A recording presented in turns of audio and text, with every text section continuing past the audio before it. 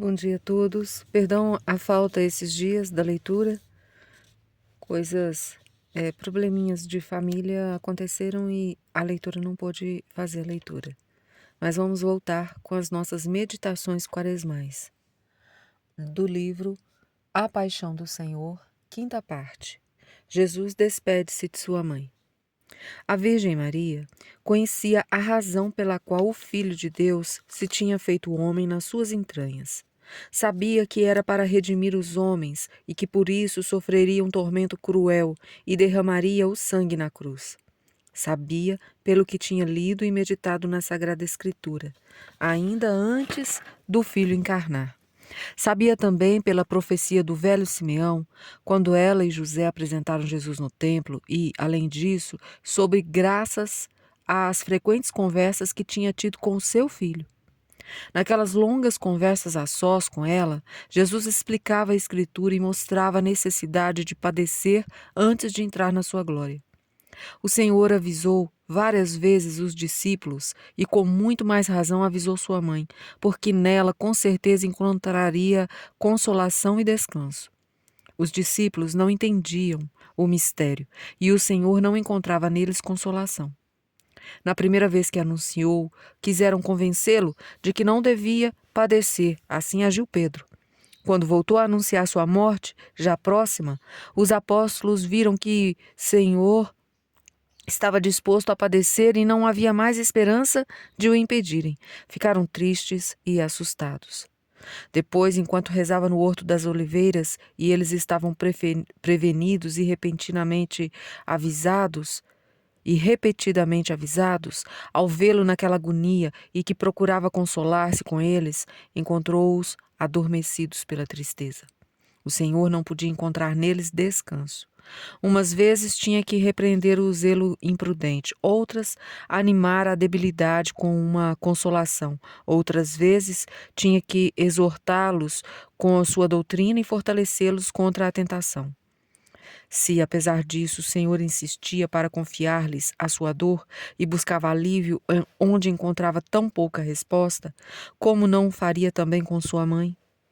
Com Maria, podia revelar suas preocupações e tristezas, porque nela encontrava consolação. Contaria as calúnias e as invejas, o ódio, a perseguição que vinha sofrendo. Revelaria, contudo, como tudo terminaria no meio dessa tempestade e tormenta, e que no fim morreria afogado entre as ondas. Muitas vezes falaria com sua mãe destas coisas procurando alívio.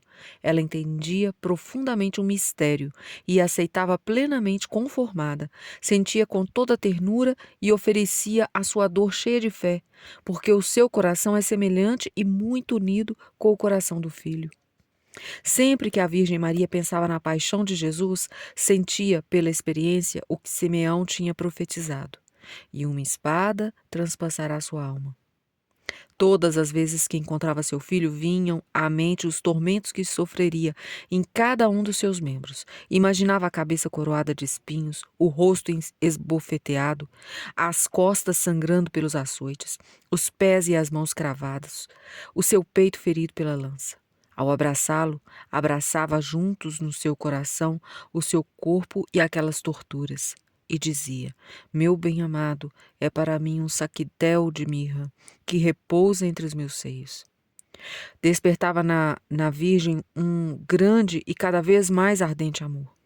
Pela luz do Espírito Santo, conhecia bem a majestade de Deus, a maldade dos homens e a amargura da dor que padeceria por eles. Conservava todas essas coisas no seu coração e dava-se conta da grandeza do amor de Deus e dos imensos benefícios que fazia a todos os homens. A este conhecimento correspondia na sua humildade, com profundo agradecimento a Deus, com um ardente amor pelos homens a quem Deus havia amado tanto, que entregava o próprio Filho. Ela também, estimulada pela generosidade divina, desejava entregar-se inteiramente à salvação dos homens. Nossa mãe nunca se cansará de interceder por nós. Nisto está a nossa esperança, pois para o nosso bem quis que se realizasse a missão para a qual seu filho veio ao mundo, derramar seu sangue, preço da nossa redenção. Estava a Virgem Maria prevenida, tinha meditado continuamente na paixão de seu filho. Por isso veio a Jerusalém sabendo que naquela noite seu filho seria entregue à morte. Entrou com as outras mulheres que normalmente acompanhavam Jesus, na mesma casa onde seu filho celebraria a Páscoa. Embora em outro compartimento, inteirava-se do que o Senhor fazia, dizia e ordenava. Preparou a ceia como tantas outras vezes tinha feito.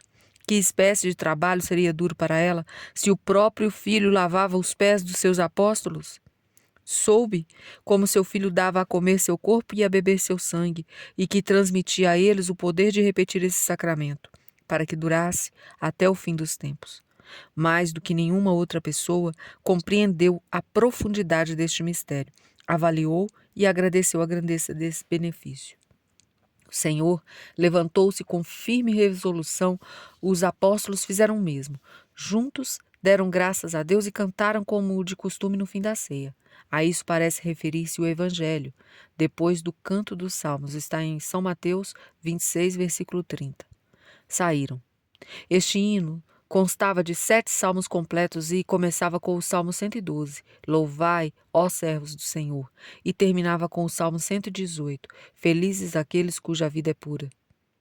Nessa longa noite de ansiedade, cantando, o Senhor deu graças a seu eterno Pai. Verdadeiro exemplo de agradecimento, fidelidade, obediência ao que a lei ordenava. Comerás à saciedade, bendirás o Senhor, teu Deus, pela boa terra que te deu. A Virgem Maria, ao ver o seu filho de pé, retirou-se para esperar a sós o último abraço, a última despedida que tanto esforço custava. Viu-o aparecer com a tranquilidade de sempre. O rosto estava caloroso pela conversa, depois da ceia, e pela comoção interior que sentia. Diante dela, com o amor que sentia este filho por esta mãe, disse: Mãe, venho dizer-te nada que já não sabia. Venho despedir-me para o que já sabe. Consolei-me muitas vezes falando disso com a senhora. Dá graças a Deus, mãe, porque recebeu a felicidade de deter um filho que vai morrer pela justiça de Deus e fazê-los seus filhos. Anime-se, que o fruto é grande, tudo passará depressa. Depois voltaremos a nos encontrar, imortal e cheio de glória. Ao fazer isso, cumpra a vontade do Pai. Se a senhora ficar um pouco mais consolada, partirei mais aliviado. Tenho pressa, mãe. Desejo sua bênção e um abraço. As lágrimas corriam pela face da Virgem. O coração se partia de dor pelo esforço constante.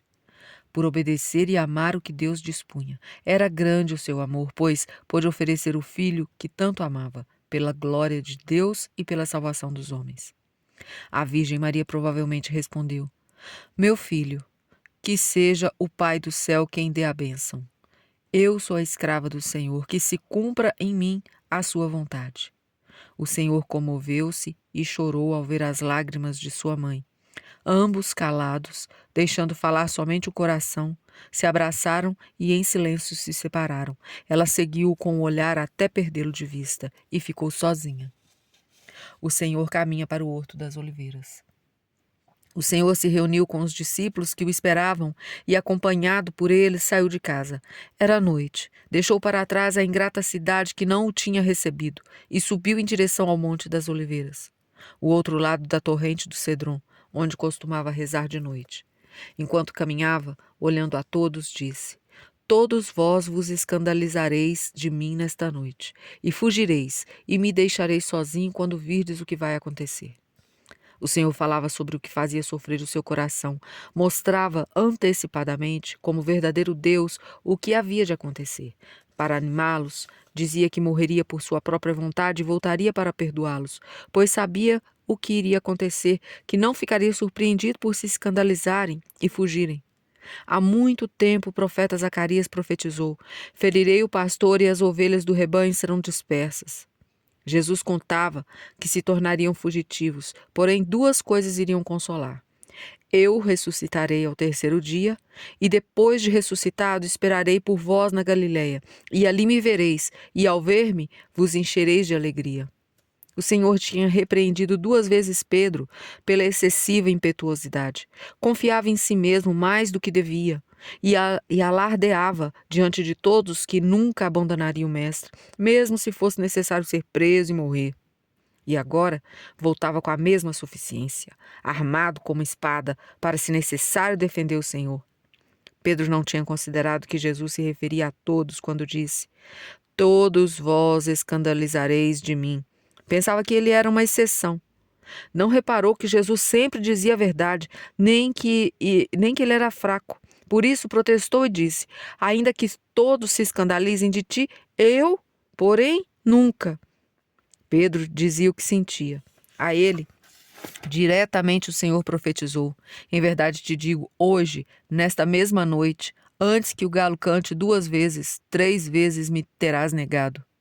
Pedro não podia acreditar. Parecia que o simples fato de não manifestar a sua determinação de segui-lo até o fim já era uma traição.